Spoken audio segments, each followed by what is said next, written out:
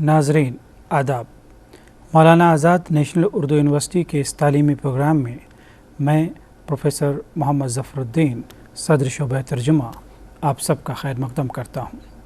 آج ہم اردو ناول نگاری کے آغاز و ارتقاء کے تعلق سے گفتگو کریں گے۔ گرچہ یہ ایک طویل موضوع ہے، تاہم ہم کوشش کریں گے کہ اس مختصر سی ملاقات میں آپ کو ناول کے ارتقائی سفر کی مختلف جھلکیاں دکھا دی جائیں۔ ہماری اس کوشش کی کامیابی میں آپ کی توجہ اور انہماک کا بڑا عمل دخل ہے۔ عزیز طلباء و طالبات، قدیم شعری ادب اور نثری داستانوں میں ہر جگہ پریوں، دیووں، طلسماتی محلوں، تصوراتی رزمگاہوں اور مافوق الفطری معرکوں کا رواج تھا، لیکن 1857 کے انقلاب کے بعد سر سید تحریک نے اپنے اثرات مرتب کیے۔ لوگوں میں یہ احساس عام ہوتا گیا کہ ترقی کا راز ذہنی قوت، تلاش و تحقیق اور طبعی علوم کی تحصیل میں پوشیدہ ہے، لہٰذا ادیبوں نے تصوراتی و تخیلی دنیا سے نکل کر حقیقی دنیا کے موضوعات کو اپنی تحریروں میں جگہ دی۔ تہذیب اور ترقی کی راہ پر چلتی ہوئی دنیا میں ادب نے جب زندگی کے سماجی اثرات قبول کیے تو اس قبولیت کے اظہار کا بیانیہ وسیلہ داستان، کہانی یا قصہ بنا، جو زمان و مکان کے اثرات سے دوچار ہو کر ادب کی اس شکل میں دنیا کے سامنے آیا جسے ناول کہا جاتا ہے۔ اردو کی جدید نثری اصناف میں ناول ایک ترقی یافتہ صنف ہے۔ ناول کی فنی تکمیل گرچہ پریم چند کے ناولوں سے ہوتی ہے، لیکن 19ویں صدی کی چھٹی دہائی سے ہی اردو میں ناول نگاری کا باقاعدہ آغاز ہو چکا تھا۔ اردو میں ناول نگاری کی ابتدا کے تعلق سے 4 انتہائی اہم نام ہیں، یعنی ڈپٹی نذیر احمد، پنڈت رتن ناتھ سرشار، عبدالحلیم شرر اور مرزا ہادی رسوا۔ ڈپٹی نذیر احمد کی تخلیقات اردو ناول کے اولین نقوش ہیں۔ ان کے ناول مرآت العروس 1869 کو اردو کا پہلا ناول تسلیم کیا جاتا ہے۔ ان کے دیگر ناولوں میں توبۃ النصوح، ابن الوقت، روائے صادقہ، فسانہ مبتلا اور بنات الناش خاصے مشہور ہیں۔ بیانیہ تکنیک میں لکھے گئے ان کے ناولوں میں مکالموں اور لمبی لمبی تقریروں کا التزام کیا گیا ہے۔ مسلمانوں کے متوسط طبقے کی گھریلو زندگی کو دہلی کی ٹھیٹھ زبان اور محاوروں میں پیش کرنے میں ان کی فنی تکمیل کا راز پنہاں ہے۔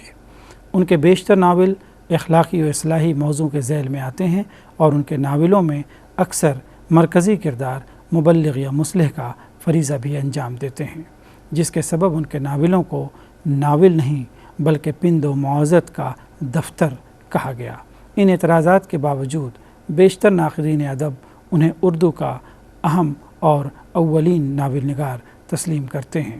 مثلاً پروفیسر احتشام حسین کا بیان ہے، بہت سے نقاد نذیر احمد کو ناول نگار نہیں مانتے، لیکن یہ محض اصطلاح کا چکر ہے۔ میں ان کی سماجی بصیرت اور تاریخی شعور پر نظر رکھ کر انہیں اردو کا پہلا اور بہت اہم ناول نگار تسلیم کرتا ہوں۔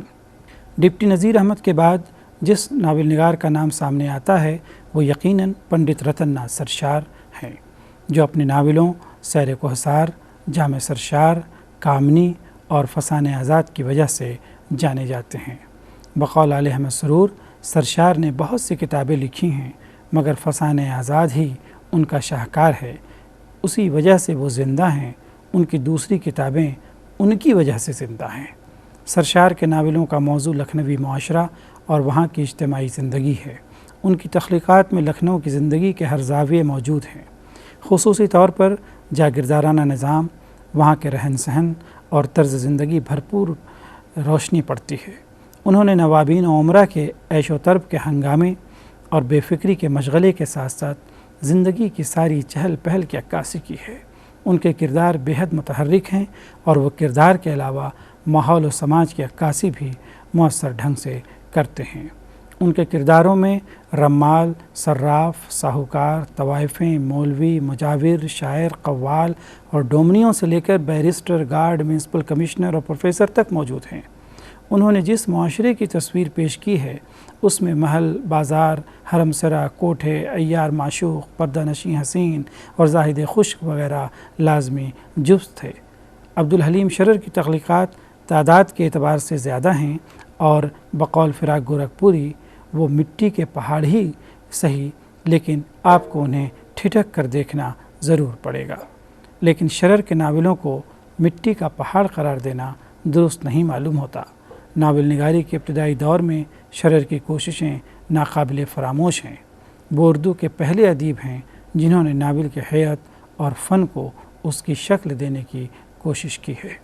پروفیسر قمر رئیس نے لکھا ہے، شرر اردو کے پہلے ادیب ہیں جنہوں نے شعوری طور پر ناول کے فن کو سمجھنے اور برتنے کی کوشش کی ہے اور ناول کی تکمیل میں بعض اجزائے ترکیبی کا خیال رکھا ہے۔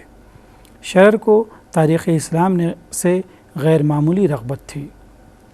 تاریخ نویسی کی تکنیک کا سہارا لے کر انہوں نے تاریخی واقعات کو ناول کی حیت دی، جس میں ان کے نظریات کی وضاحت بھی ہوتی ہے۔ ان کا ایک ناول فردوس بری ادبی شان سے معمور ہے۔ اس کا آہنگ اور تناسب دوسرے ناولوں سے بہتر ہے، اور اس کی کردار نگاری اور مناظر کی مرقع کشی اپنی جانب متوجہ کرتی ہے۔ نظیر، سرشار اور شرر کے بعد اردو ناول نگاری کا ایک انتہائی اہم نام مشہور ناول امراؤ جان ادا کے خالق مرزا محمد حاجی رسوا کا ہے، جس میں رسوا نے ناول کی تکنیک کو ایک نیا موڑ دیا اور اردو ناول میں آپ بیتی بیان کرنے کی روایت کا آغاز کیا۔ اس لحاظ سے اردو ناول نگاری کی تاریخ میں حیت کے اعتبار سے بھی امراؤ جان ادا کو ایک خاص اہمیت حاصل ہے۔ رسوا نے آپ بیتی کے پس پشت انحطاط پذیر اور زوال آمادہ لکھنوی معاشرے کی مکمل عکاسی بڑے ہی مؤثر انداز میں کی ہے۔ 20ویں صدی کے آغاز کے ساتھ ہی اردو ادب کے افق پر جو نام نمودار ہوتا ہے وہ پریم چند ہے۔ ان کا پہلا ناول اسرار معابد اور افسانوں کا پہلا مجموعہ سوز وطن ہے۔ پریم چند اپنے زمانے کے سیاسی، سماجی اور معاشرتی حالات سے اچھی طرح واقف تھے اور ذاتی طور پر گاؤں کی زندگی سے وابستہ تھے، جہاں زمیندارانہ نظام نے جگہ لے لی تھی۔ انگریزی ناول نگاروں جارج ایلیٹ اور تھیکرے اور روسی ناول نگاروں ٹالسٹائی اور گورکی کی طرح پریم چند نے بھی اپنے ناولوں میں بڑے کینوس پر قومی زندگی کے ہماگیر واقعات، مسائل اور کشمکش کو پیش کرنے کے لیے بیانیہ تکنیک سے کام لیا ہے۔ ناول کی تکنیک پر ان کی حاکمانہ قدرت کا سب سے مکمل نمونہ گودان ہے، جس میں آزادی سے پہلے کے شمالی ہندوستان کی زندگی کا ایسا سچا اور تابناک مرقع سامنے آیا ہے جس کی دوسری مثال ہندی اور اردو ادب میں نہیں ملتی۔ گودان کے علاوہ پریم چند کے ناولوں میں اسرار معابد، بازار حسن، چوگان ہستی، نرملا، میدان عمل، پردہ مجاز، غبن اور گوش عافیت شامل ہے۔ ان کے عمیق مشاہدے، فکر، تخیل اور جذبات کی متوازن آمیزش نے ناول نگاری کے فن کو اس کے عروج پر پہنچا دیا۔ پریم چند کے بعد اردو میں جو قلمکار سامنے آئے ان میں سجاد حیدر یلدرم، مجنو گورکھپوری، قاضی عبدالغفار، احمد اکبر آبادی، نیاز فتح پوری، حجاب امتیاز علی تاج خاص طور پر قابل ذکر ہیں۔ انہیں عام طور پر رومانوی تحریک سے وابستہ ادیب کہا جاتا ہے۔ رومانوی ادیبوں کے ہاں ذہنی آزادی، انفرادی عمل، فکر و تخیل کی آزادی، ماضی کا احیاء، اساطیری عناصر کی پیشکش اور خواب و خیال اور تصورات میں کچھ کر لینے کا رجحان ملتا ہے۔ جمالیاتی احساس، پرفریب زبان و بیان، خوشبو، عورت، پھول اور بہار کے ذکر کے علاوہ خوبصورت تشبیہات و استعارات کا کثرت سے استعمال بھی رومانویت کے ذیل میں آتا ہے، اور پھر یہ کہ زبان کی صحت و صفائی اور فصاحت سے زیادہ ترنم اور اشاریت، ماضی سے عقیدت، مرکزیت سے گریز اور تلاش حسن وغیرہ اس کے اجزائے ترکیبی ہیں۔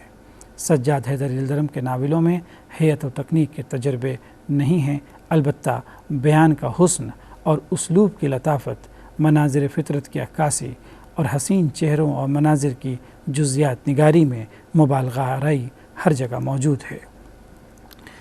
شہاب کی سرگزشت، ایک شاعر کا انجام کے مصنف نیاز فتح پوری کا اسلوب بیانیہ ہے۔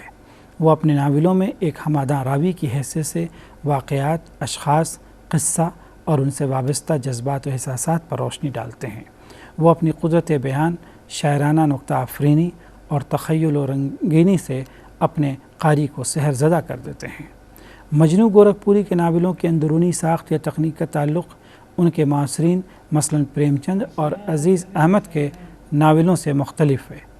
ان کے ہاں ایک پلاٹ کا احساس تو ہوتا ہے، مگر ان کی کردار نگاری کمزور اور خام رہتی ہے۔ دراصل کردار تصادم اور عمل کے ذریعے اپنی پہچان بناتے ہیں، جبکہ مجنوں کے کردار اپنے تصور اور تخیل کی دنیا میں پناہ لیتے ہیں، جہاں آویزش کی کمی اور مجرد جذبات اور خیالات کی شدت ہوتی ہے۔ قاضی عبدالغفار نے اردو ناول نگاری میں حیت و تکنیک کے انوکھے تجربے کیے ہیں۔ انہوں نے اپنی فکر کے اظہار کے لیے ناول کے صنف کا انتخاب کیا، مگر ناول میں خطوط اور ڈائری کی تکنیک اختیار کی۔ لیلا کے خطوط اور مجنوں کی ڈائری ان کے مشہور ناول ہیں۔ علی گڑھ تحریک کے بعد اور رومانوی تحریک کے قریب جو تحریک سب سے زیادہ مؤثر بن کر سامنے آئی وہ ترقی پسند تحریک تھی، جس نے بہت کم وقت میں نہ صرف اردو بلکہ ہندوستان کی دیگر زبانوں پر بھی اپنا اثر ڈالا۔ ترقی پسند تحریک کے مقاصد میں سماجی مساوات کی حمایت اور کسی بھی سطح پر ہونے والے ظلم و جبر کی مخالفت شامل تھی۔ ایسے وقت میں جب اردو افسانہ محض افسانہ ترازی بنا ہوا تھا، ناولوں میں رومانی جذبات کا اظہار ہو رہا تھا، شاعری میں گل و بلبل کے نغمے گائے جا رہے تھے اور تنقید محض تاثرات کے اظہار تک محدود تھی، ترقی پسند تحریک کے ذریعے ادبی منظرنامے پر ایک زبردست تبدیلی آئی۔ ادیبوں اور شاعروں نے زندگی کے تلخ حقائق کو اپنی تحریروں میں جگہ دی۔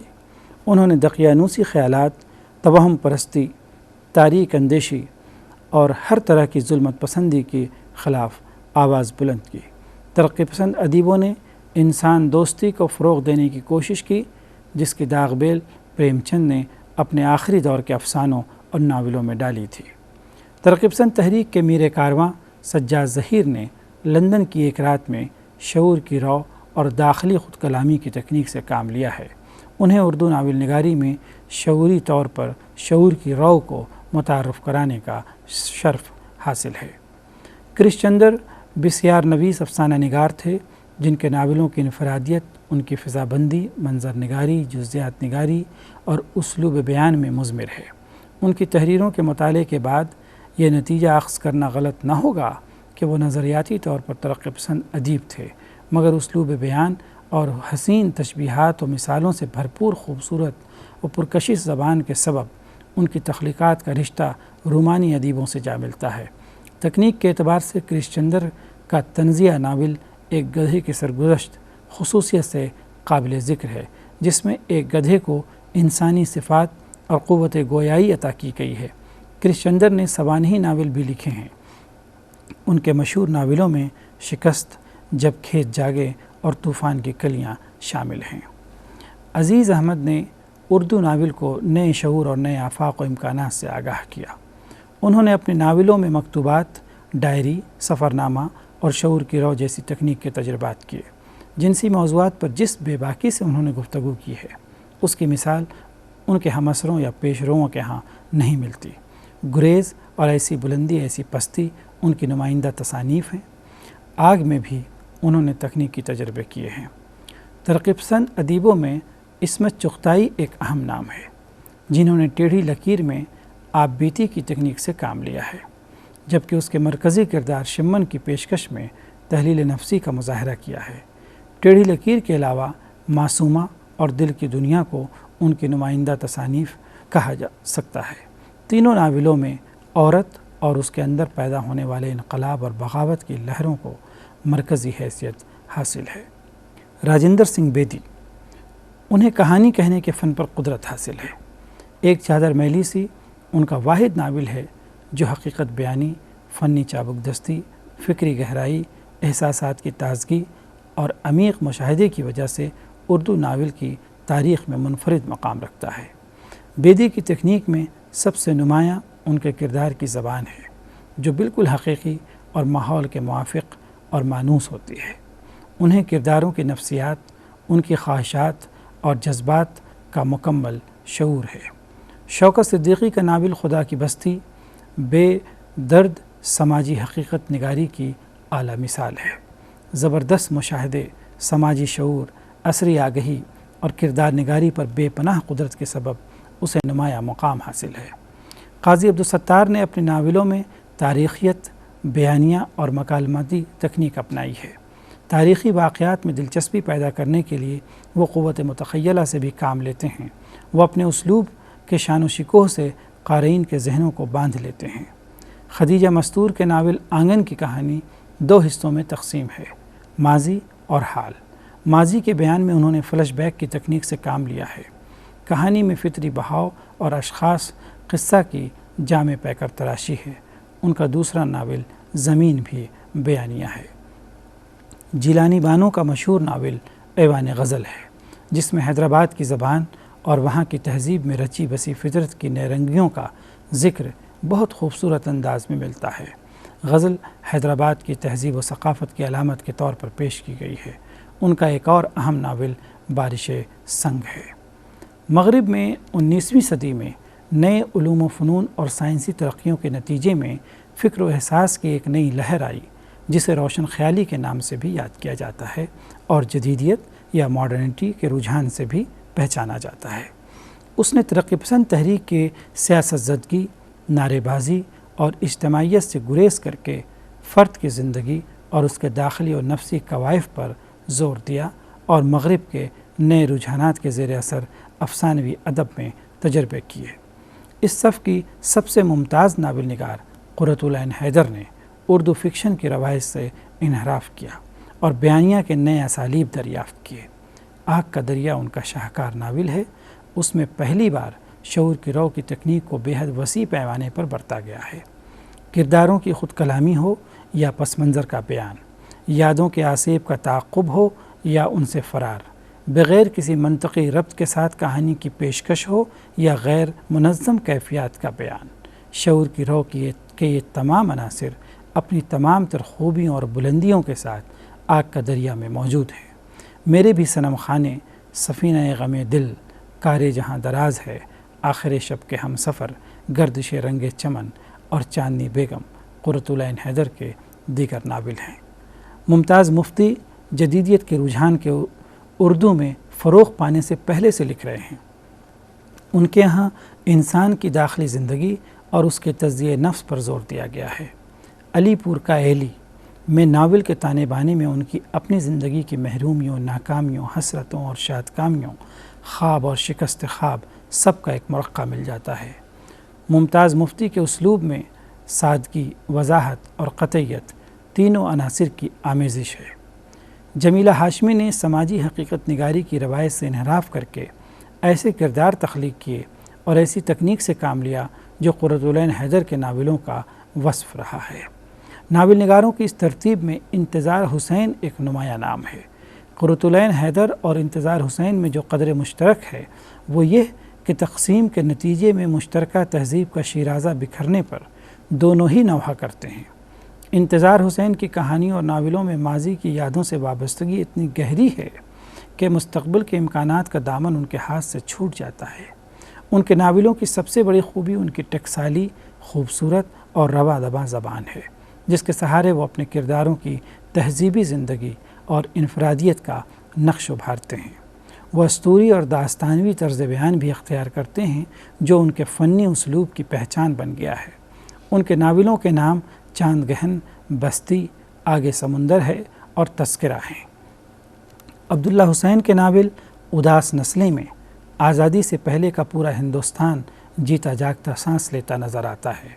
ناول میں گرچہ کردار نگاری کمزور ہے، لیکن اس میں ہندوستان کی اجتماعی زندگی، عوامی تحریکوں، کھیتوں، کھلیانوں، بدلتے موسموں کی مرقع کشی بہت مؤثر اور جاندار ہے۔